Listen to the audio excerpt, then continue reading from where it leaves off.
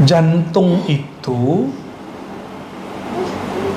istilahnya ada versi ahli kedokteran, ada versi ahli rohani. Ya, dimaksud ahli rohani bukan jantung yang tempat memompahkan darah, tapi fungsi jantung, kolbu dan jantung itu pada alamnya sama. Di alam jasad ini, pusat badan kita ya, jantung.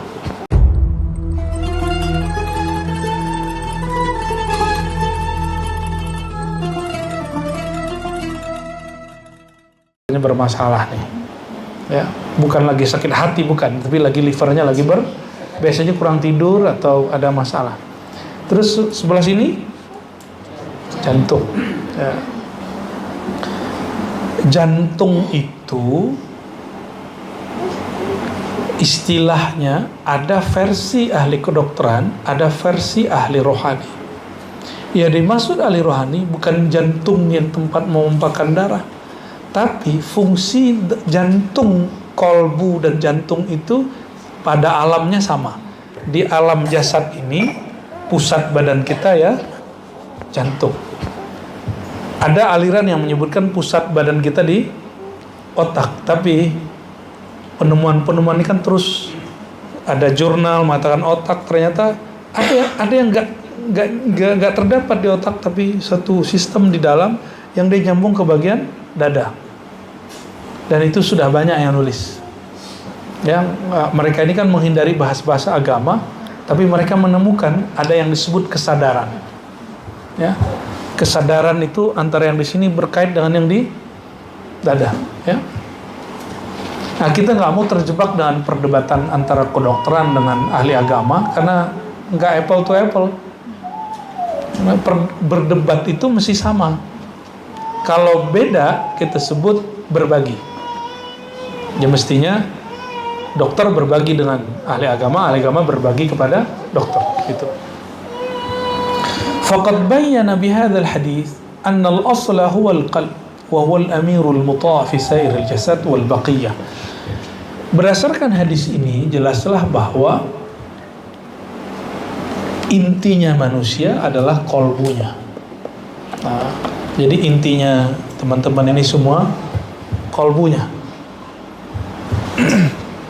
Nah, kolbu itu secara bahasa Arab qaf lam ba, qalaba, yaqlubu qalban. Apa artinya? Bolak-balik. Itu arti daripada kolbun. Jadi kolbu disebut kolbu litaqallubihi wa taghayyurihi, karena dia selalu berubah.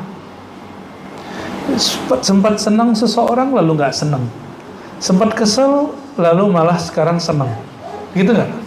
Ya, sempat agak muak lalu lama-lama kok malah jadi rindu gitu, benci tapi kok rindu. Itulah kolbu. Kolbu ini unik. Dia punya karakter sesuatu, dan hebatnya si kolbu, dia bisa menjamak, mengcombine dua hal yang berbeda. Ini dahsyatnya kolbu. Jadi di kolbu itu ada sayang, ada benci, dia bisa combine rasa. Tapi tujuan kolbu nggak bisa diubah. Tujuan dia cuma satu, dia cuma untuk Allah.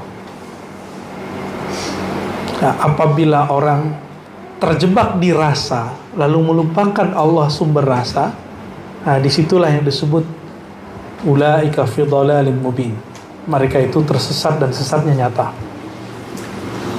Nah, wa nahnu nubayyin ma'na al-qalb wal-ruh wal-nafs wal-aql. Dan saya sudah sampaikan berkali-kali teman-teman, Imam Ghazali baru sampai di masanya tugas dia menjelaskan sampai di sini. Kolbu, ruh, nafs, akal. Ini tugas dia sampai di situ. Di kita nanti ada tugas lain, kita mengembangkan kolbu apa gitu. Kolbu di masa Imam Ibn Athaillah sudah ada pembagian, ada kolbun marid, ya, ada kolbun sahih, ada kolbun salim. Ini bisa berkembang, bisa. Kolbu sakit, kolbu sehat, kolbu yang salim, yang berserah kepada Allah. Ternyata itu masih ada lagi di atasnya, kolbun karim. Kolbun karim itu kolbunya Nabi Muhammad SAW. Kolbun salim, kolbunya para nabi dan para wali. Tapi lebih tinggi para nabi. Tapi kolbun karim itu hanya kolbu Sayyidina Muhammad SAW. Dan umat Nabi Muhammad SAW yang mengikuti nur beliau. Insya Allah. Kolbun apa? Kolbun karim. Lalu beliau menjelaskan apa itu kolbu, ruh, nafs, akal. Ya, seakan-akan ada kemiripan tapi beda sebenarnya. Walafzul awal lafzul qalb wa huwa yutlaqu ala ma'nain. Kolbu itu ada dua makna. Ya, al-lahmu as-sanubari. Ya. Ada yang berarti jantung. Ya. Bahasa Arabnya al-lahm as-sanubari. Daging yang berbentuk buah sonubar. Buah sonubar itu bentuknya persis kayak jantung. Itu nama pohon berbuah, namanya sonubar. Apa arti sonubar? Nama gitu diterjemahin. Coba terjemahin. Apa arti buah buah rambutan? Bisa nggak diterjemahin? Deskripsikan. Kalau deskripsi bisa. Jadi katanya gak usah dimaknain, memang namanya begitu sudah. Ya. Jadi sonubar itu buah persis bentuknya kayak jantung. Coba bayangin jantung. Udah kebayang? Nanti bentuk ganti dengan bentuk buah. Itu yang disebut dengan kolbu sonubari. Jadi ada kolbu hati nurani, ada hati sanubari. Hati sanubari itu hati jantung, kolbu. Jadi kalau disebut kata dokter sakit jantung, gejala jantung, gitu ya. Abu Yazid Muhammad al-Maliki ketika meninggal, dokternya cuma bilang gagal jantung. Ya iyalah, semua orang meninggal gagal jantung. Masalah sukses jantung.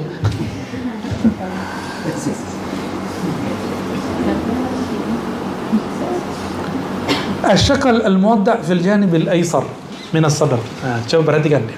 Jantung itu, kata Imam Ghazali ini ternyata dia ngerti ilmu biologi dan belajar kedokteran dengan baik. Adalah syakal, satu benda yang muwadda', yang terletak fil janibil aisar, di dada bagian kiri minas sadar, ya. Fi batinihi, di dalamnya sedikit tajwif, ya, terlindungi oleh rusuk ini, yaskunuhu damun aswad, yang mana di dalamnya masuk, ya, darah hitam. Maksudnya darah kotor. Dulu itu darah kotor disebut darah hitam. Bener nggak Bu Dokter? Ya bener ya. Ntar tolong dibenerin, ini kan versi lama. Kali dalam kedokteran ada perkembangan baru. Jadi dimasuk ke apa namanya? Ada bilik gitu ya. Ada apa namanya sebelum masuk ke bilik itu? Serambi masuk bilik. Imam Ghazali cerita itu di kitab yang satu lagi. Ya. Jadi kalau disebut ruh dalam ilmu kedokteran lama itu kaitannya dengan darah, nyawa gitu. Spirit itu orang dulu memaknai kaitannya dengan apa? Darah. Karena darah itulah yang dipompa di dalam jantung. Jadi lebih utama darah atau jantung? Ada yang dipompa juga nggak nyala. Gimana dong? Gara-gara juga nggak bisa pompa.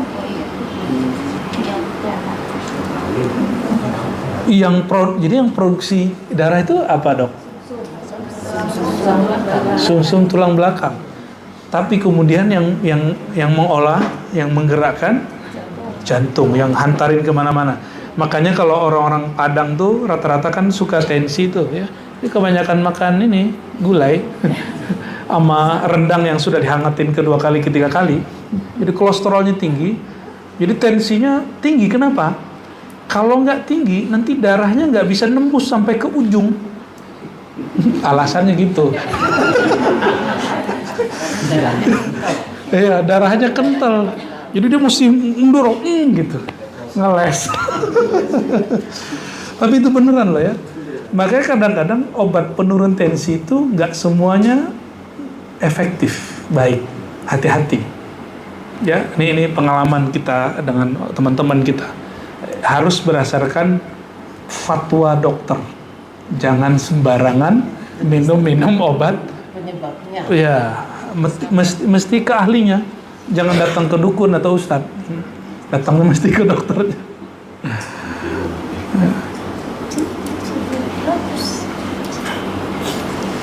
Ala hadha syakal aidan mawjud lil bahaim wal mauta.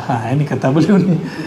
Sayang, kata beliau, jantung begini juga ada pada hewan dan orang yang mati.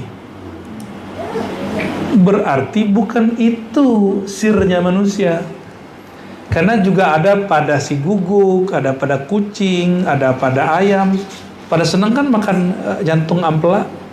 Enak bener tuh. Dan itu modusnya orang tua-tua dulu ngomong gini, anak kecil nggak boleh makan, tua-tua aja. Nanti jadi nakal katanya. Padahal sulit dicerna. Atau yang kedua, emang enak.